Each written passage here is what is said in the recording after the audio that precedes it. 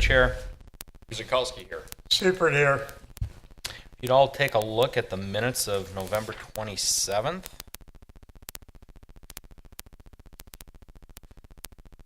No corrections, omissions, questions, corrections. Entertain a motion. Seifert moves to approve the minutes of November 27th, 2018. Guzekowski, I'll second. Roll call. Anna, aye. Johnston, aye. Grillo, aye. Kavich abstains. Guzekowski, aye. Seifert, aye. Moving on, significant common council actions. Carrie? Council approved the following: a resolution approving a certified survey map for Oak Creek Rawson Industrial LLC, care of HSA Commercial Real Estate for the properties at 610 West Rawson Avenue and 7001 and 7045 South 6th Street. Mr. Mayor. Thank you. Brings us to 5A, review conditions and restrictions for a request by M&M Truck Center for a conditional use permit for an automobile and truck engine and body repair, outdoor storage of vehicles, and an outdoor display for sale of vehicles and semi-trailers parked at 9840 South 27th. Carrie? Commissioners will recall that this was a proposal reviewed and recommended for approval at the last meeting on November 27th. So tonight we are reviewing the conditions and restrictions for that proposed use. If you turn to page 2 of 6 under site and use restrictions, maintenance and operation requirements, basically all of these items are particular to this application. So uses allowed on the property shall be limited to those allowed by the M1 Manufacturing Zoning District, the South Branch Industrial Park Plan Unit Development, these conditions and restrictions, and all applicable sections of the municipal code as amended. There shall be no parking or storage of vehicles, equipment, merchandise, parts, or supplies within designated public and employee parking areas. Outdoor storage shall be limited to the temporary parking of trucks and associated trailers actively being serviced and shall be located within the fenced area in designated and striped stalls. There shall be no storage of unlicensed, except vehicles for sale, or non-operational, except those actively being serviced vehicles on the property. Storage of non-inventory vehicles for sale, i.e. those vehicles actively being serviced, shall not exceed 60 days. One outdoor display area for display of vehicles for sale shall be limited to the area designated on the site plan, which is included as an exhibit to these conditions and restrictions, and shall be located behind the fence. One ground sign and one wall sign shall be allowed in conformance with all municipal code requirements to serve the entire property. No other signs, flags, pennants, banners, or other advertising medium shall be allowed. This is actually similar language to what was included in the conditions and restrictions for the proposed car dealership on 27th and Rawson. All new parking and display areas shall be striped and landscaped in accordance with approved site plans and applicable codes. Storage of flammable or hazardous materials shall be limited to one 1,000-gallon maximum tank for new oil and one 1,000-gallon maximum tank for waste oil. These were the items that were included in the original request. Both tanks shall be stored inside the building in accordance with all fire and building codes. Under G, we have hours of operation. These were the hours of operation that were included in the materials from the last review. Any change to the occupancy or the site of the or building shall conform to all building, fire, and municipal code requirements as amended.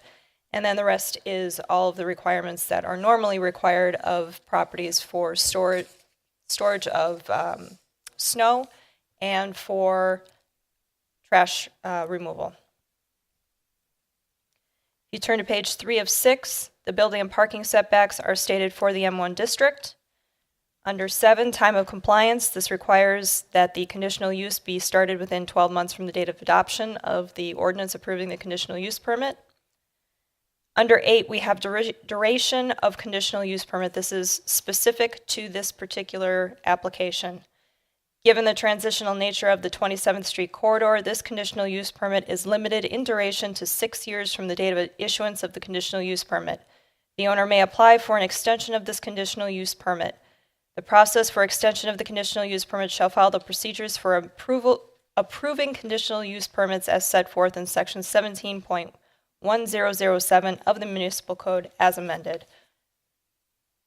If there are any questions, I would be happy to answer them. I do believe that the applicant and his representative may be here to answer any further questions, but if the Plan Commission is satisfied with these conditions and restrictions, there is a suggested motion that the Plan Commission recommends that the Common Council adopts the conditions and restrictions as part of the conditional use permit for automobile and truck engine and body repair, outdoor storage of vehicles and outdoor display of vehicles for sale, and semi-truck trailer parking on the property at 9840 South 27th Street after a public hearing. Mr. Mayor. Thank you, Carrie. Does the applicant have anything he'd like to say? Or you want to wait on questions from the commission? Come on up. Name and address, please. Dragan Radeta, 7228 South 27th Street, Oak Creek. I would just ask, I'm okay with all these rules and regulations. I would just ask if we can extend, instead of 6 years to 8 years at least. It's really hard to put, business into perspective and, budget-wise on that, such a short term. So that's the only thing what, I'm kind of like requesting other than what was suggested from the zoning administrators. Okay. We'll open it up to questions from the commission. I would be curious. I don't think 6 years is a short term for you to establish a business. So the request from 6 to 8 does not make sense to me. Well, if you're spending, 6 years is a long time. if you're spending $500,000-$600,000 into something property to establish a business and to get a customer base business, it's really short period of time, because it will take me probably over a year to get good customer base on the property. That's why when you look down the road, any of the other dealerships in a area, I just don't see that there's any limitation or restrictions as far as the usage. But again, if that can be considered, I would be greatly appreciated. If not, I'm okay with 6 years as well.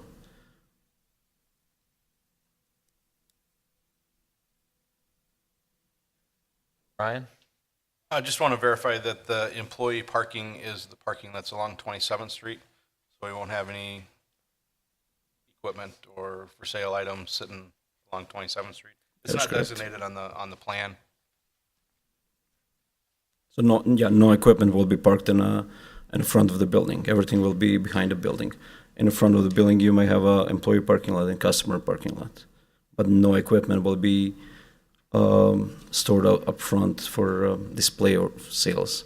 Other than if, let's say, if you have a customer that's test driving a vehicle, that would be just probably an hour max of, but will not be displayed there 24/7. So. Chris? So on the, going to the 6 years right away, so Carrie, is this similar to other businesses that of this nature where they have a 6-year time frame? I think the concern was that 27th Street is still within this corridor that we have a master plan with the city of Franklin. And because this area is in transition, we want to make sure that what we are doing is going to allow for the rest of the development of the corridor as close to that master plan as possible. So we want to, give deference to the business so that they can establish and gain their customer base. We want to make sure that, if something happens, that it's all compatible along there.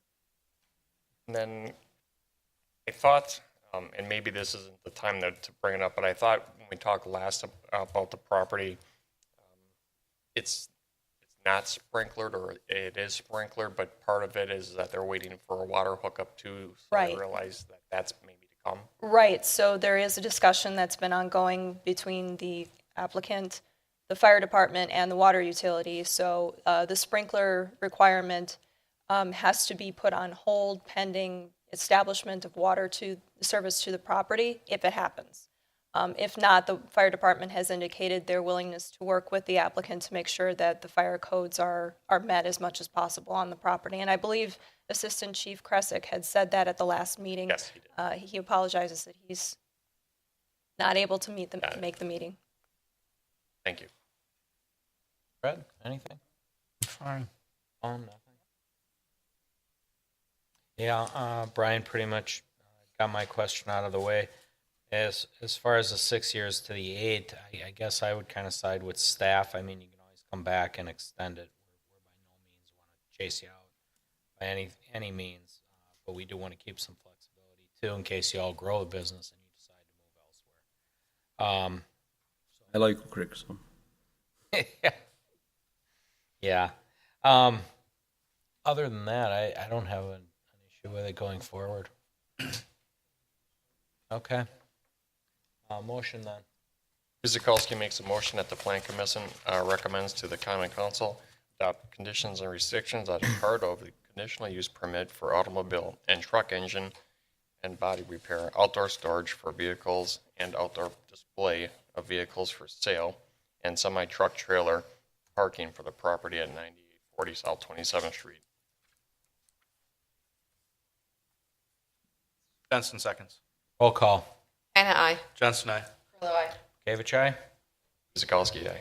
Seibert, aye. Thank you. Thank you very much. Item 5B is a sign plan review for Max and the commercial tenant building at 120 West Town Square Way. That would be me. One of our new businesses, that's Pete. Yeah, and I was almost today years old when I realized that MAC stands for macaroni and cheese shop. So I was like, look at that. Isn't that clever ever? All right, with that said, the applicant, Max, is proposing a sign plan for Suite 500 located at 120 West Town Square Way. The applicant is asking for approval for 2 wall signs, one on the east elevation and one on the west elevation.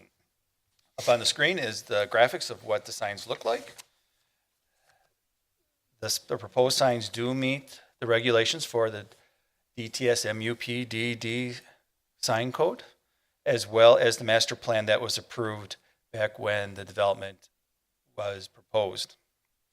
According to the master plan, signs are allowed to be 36 inches tall and be the same square footage as the linear feet of the tenant space. With that said, the east elevation, which is on the left-hand side of the screen, is 28 inches tall with an overall size of 42 square feet. This is basically the maximum size the sign will be at that location. The one on the west elevation will be 36 inches tall and be 27 and a quarter square feet. All the signs do comply, as I said before, with both the zoning district and the master sign program. The one thing the applicant is not proposing at this time is eye-level signs. And as we've been going through these sign plan reviews, it's always been difficult. What are we going to have, if we have a seasonal thing? And so a lot of times the applicants don't know what they want. So in this part of this review, knowing what their linear frontage and the code states you can have 1 eye-level sign on an entry facade for every 12 linear feet, that part of this approval would allow this applicant to have 3 eye-level signs that don't cover more than 10% of the glazing and are on an entry facade. So that way the applicant doesn't have to come back every time they come with new signage. If you meet the rules, we can, enforce it or review it at staff levels to reduce the amount of oversight there. And I think that will work well in the future, and that's why I'm proposing it now. If the Plan Commission is not comfortable with the suggested motion approving with that in mind, then the applicant will need to come back before the Plan Commission to get that approval. This doesn't allow the applicant to put up a flag sign like you see on Main Street with the running store and the dental, Forward Dental, they have that. If this tenant wanted to do something like that, they would then have to come back before the Plan Commission to install something like that on the building. So just wanted to make that point so that way all of a sudden you see eye-level signs pop up on the glazing and you're like, I didn't approve that.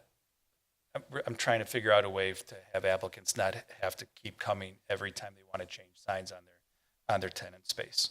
With that said, staff makes a motion that the Plan Commission approve the sign plan for Suite 500 located at 120 West Town Square Way as proposed. Thank you, Pete. We'll open it up for questions. I Brad? think it looks good. I don't see any Chris? problem. Same here. And I like Pete's approach for giving them flexibility down the road. Everybody's good with it? Pete, Ryan just, has a question. I guess I have a question. Obviously, this is our first tenant in a multi-tenant building. Are we going to have everybody have uniform sign sizes? Yes, going the forward? master plan was for the whole development for each of the buildings. And so they have that 36-inch height maximum. And then the square footage is based on the linear frontage of their tenant space. Verizon came earlier in the year and met that requirement. Max is doing that. And then I'm assuming that as the other tenants come forward that will see compliance. One of the nice things about the applicant, their first iteration of their signs, they wanted to have a tagline that says Macaroni Cheese Shop. They wanted that to be a cabinet sign. And I explained to them the regulations in DTS, and then they modified it to have channel letter to comply with code. So they were very cooperative in meeting our requirements for the sign code. It looks very good. And then just one other question. You define the eye-level signs on entry facades. Obviously, the entry is on the west entrance. What happens on the east? Are they allowed them there too, even though they're not entering? No, they're allowed to have a wall sign on Howell Avenue because that's considered a special facade because it faces Howell, just like Drexel, that's a special facade. There should be a wall sign and no eye-level signs in the windows. And truth be told, on the Drexel side, I'm having battles with tenants who want to keep covering up their glazing with signs, be it haircuts or open or whatnot. But there may come a time when we have to amend the zoning district to allow for, window signs on non-entry facades. But at this point, we don't allow that. And that's included in the description of the sign plan being Okay. proposed tonight. Make clear of that. Otherwise, no, I think it looks good. And, oh, Just got Brian? one thing. Just for the eye level signs, that includes like their hours or open sign. That would be two Yep. signs. So That is two separate signs, yep. yeah, so that would leave one kind of to go someplace. Well, and the thing is, they have an entrance on the west elevation, and I believe they have an entrance on the north elevation. If you recall, they put doorways pretty much on all three sides facing away from Howell, so that way they could have wall signs if they wanted. As part of the master plan, they're only proposing two. They could have eye-level signs on the north and south glazing. I'm not sure how much view they're going to get from the road, but they might have passersby that would be able to view it. So you might see north, south, and west elevations with eye-level signs, but you should not be seeing anything along Howell. We should not see the wallpapering of vinyl advertising up there, or we shouldn't see any type of LED strip lighting. That one's a little stickier wicket because it's lights, not necessarily a sign, but we're working on that still. All right. Seifert moves that the planning commission approve the signed plan for Suite 500 located at 120 West Town Square Way. Guzekowski will second. Roll call. Anna, I. Johnston, aye. Hello, I. Gavich, aye. Guzekowski, aye. Seifert, aye. Item 5C is a consideration of a conditional use permit for a freight yard, freight terminal, and shipment depot, outdoor storage of vehicles and equipment on the property at 7221 South 10th. Carrie? So the proposal is for both a freight yard, freight terminal, transshipment depot, and outdoor storage of vehicles and equipment. They're all associated with a proposed business, which is listed in the report that you have. This is the existing condition of the property. It was previously a single tenant, but it was not a freight terminal, so that's why this is before you this evening. And on the screen now is the proposal for the expanded truck and trailer parking area, also an expanded area for parking for employees. No changes to the building are proposed as of this time. This is for an expedited freight delivery company, which would be operating 24/7. A majority of their delivery traffic would be occurring between 6 a.m. and 6 p.m. They have a total of 150 employees that are split amongst the different shifts. The existing parking that they have for employees and customers is approximately 60 stalls. An additional 25 stalls are proposed on the west, which, if you look at this plan before you, is on the top part of the screen. This is to accommodate the largest shift. They are expecting 75 employees to be on site between 7 a.m. and 5 p.m. They are also anticipating 10 or fewer customer visits per day. So the proposed parking addition with the existing parking, which partially is behind fence area already, is sufficient for their needs. The expanded parking area to the south and west will provide 55 dedicated stalls for semi-trucks and trailers, which is also located behind an existing security fence. It will be relocated, as they are also going to be relocating the stormwater pond that is on the property. No other outdoor storage besides the semi-truck and trailer parking has been requested. Due to the expanded area adding about 64,000 and change square feet of asphalt, it does need to have the stormwater management updated. So that's why they are expanding and relocating that pond. And should the Plan Commission determine that this is an acceptable use for this property and the expansion is also approvable, there is a suggested motion that the Plan Commission recommends that the Common Council approves the conditional use permit for a freight yard, freight terminal, transshipment depot, and outdoor storage of vehicles and equipment on the property at 7221 South 10th Street after a public hearing and subject to conditions and restrictions that will be prepared for the Commission's review at the next meeting, which is January 8th. Mr. Mayor. Thank you, Carrie. We'll open it up for questions. Fred? Yeah, I have a question. Is it a 24/7 operation? It is, It is. yes. Okay. And this is located within North Branch. All right. Thank you. Guys, a second to look it over. I actually have a question, Carrie. Based on the type of work happening at this facility, is there going to be any conflict or higher volume of trucking accessing 10th Street or 13? That seems like a lot of truck, especially if it's 24/7 operation. It is, they're anticipating, I think they said 55 trucks, or actually, I think it's fewer than that. Not a large number. It's 50. Yeah, 50 trucks a day in and out. They are an expedited trucking facility, and it is within an industrial park. So as far as the capacity of 10th Street and the adjoining streets, I would have to defer to Commissioner Johnston. I would be very concerned with backup and delays due to that. Well, given its location, if you're familiar with it, it's not uncommon that they had trucks shipping out of here before when it was Ashland It was, Ashland Performance Chemical at one time it was. I think it years was back. limited, but there are other businesses within this Right. area that do They- have delivery services. They actually have access right to Rawson Avenue, not directly onto Rawson, but onto 10th, and it's less than a half a block trip to get to the light and then get to the interstate from there. But I'll defer to Brian. He is our resident expert. Thanks. Definitely there will be an increased truck traffic. Not a significant impact for 10th and Rawson.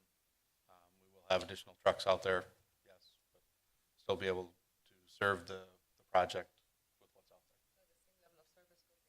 Yes.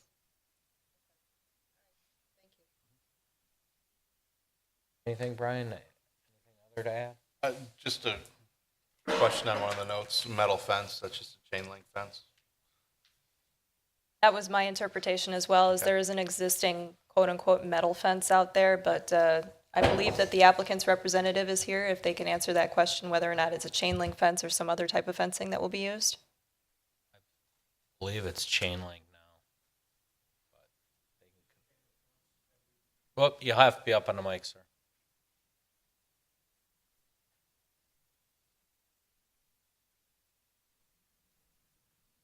Dominic Ferrante, representing the owner and the tenant. It is a chain link fence, and the additional modification will match that. Any questions on the pond? It looks like they're going to expand it. When they say relocate, does that just mean size-wise? Yeah, Brian? when we get to the site and building plans, we can take a look at that. It does look like they're just relocating. They'll have to update it to the new standards. So they'll have to meet all the new MMSD standards and stormwater standards for that pond. So As you can see on the screen right here, this is where the existing pond is, which is just south. It's kind of horizontal. And then what's being proposed is more along 10th Street. It is horizontal. Changing orientation and location and Okay. size.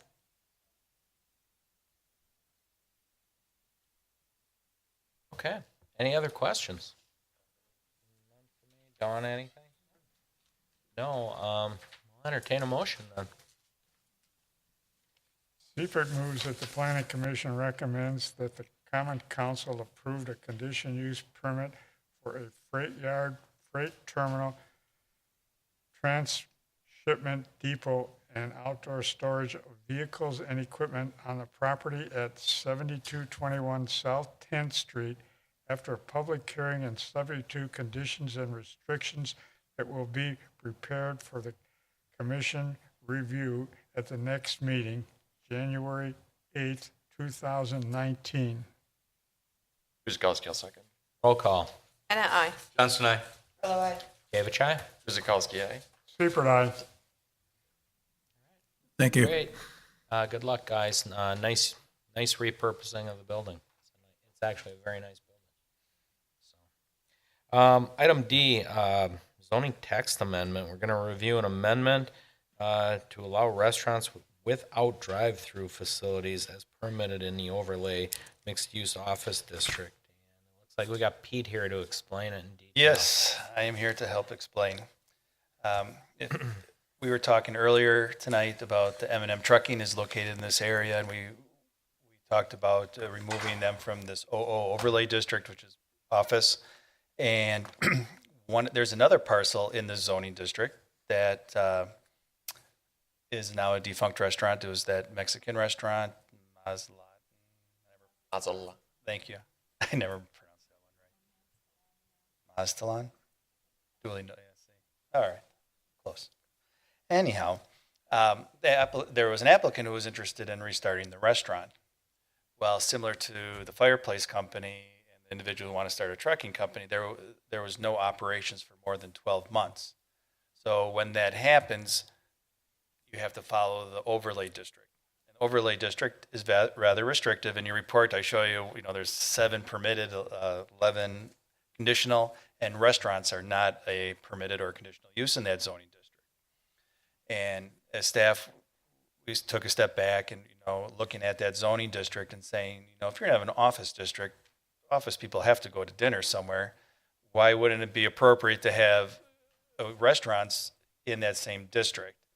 And so we're proposing to make an amendment to chapter 17.0333 sub A and include a 12th permitted use, which would be restaurants without a drive-through facility. So that would be all sit-down restaurants similar to, you see like Water Street Brewery, Chili's, Applebee's and something like that. And we felt that that would be an appropriate use in that area. And so staff is proposing to add that to that section to allow restaurants without drive-through facilities as a permitted use. So with that said, staff, does believe that it is a good accessory use for that district and recommends changing the section of code to allow that. And with that said, the suggested motion is that the Plan Commission recommends to the Common Council that section 17.0333 sub A of the Municipal Code be amended as presented to allow restaurants without drive-through facilities as a permitted use in the OO mixed-use office overlay district after a public hearing. Thank you, Pete. I'll open it up for questions. Concerns? This is in my district, especially in this area here, so it's just really common sense. Good idea. So thank you for doing this. Got anything? Oh, it looks okay. I can't see any problem. Looks good, makes sense. What about getting rid of the overlay district? In your map, we already got rid of that north half. As we are working on our zoning code update, we will be taking a look at that 27th Street corridor and we'll determine whether or not the overlay districts are still a viable overlay district along 27th Street. But as for this evening, we are looking to amend to allow additional uses for the OO mixed use office overlay district. Thanks, Pete. Excellent. So, motion, please. Guzekowski makes a motion that the Plan Commission recommends to the Common Council that the section 17.0333A of municipal code be amended as presented to allow restaurants without drive-through facilities as permitted use in overlay and mixed-use office overlay district after a public hearing. Seifert seconds. Roll call. And I. Johnston, aye. David, aye. Guzekowski, aye. Seifert, aye. Excellent. Before we adjourn, I'd like to thank Tim for the IT work, as always, and of course, our staff, always very well prepared, always have the answers for us. Quick reminder, the giving trees are still up till December 19th. Please take a few tags off of there and give to those less fortunate than you this holiday season. We'd appreciate that. I'd like to wish the Plan Commission happy holidays going forward. Thank you. This is our last one of the year, isn't it? Unless we call a special one. If not, happy holidays to you. So adjournment, please. Rilla moves to adjourn at 6:33. Seifert seconds. Roll call. And I. Johnston, aye. Rilla, aye. Gavich, aye. Guzekowski, aye. Seifert, aye.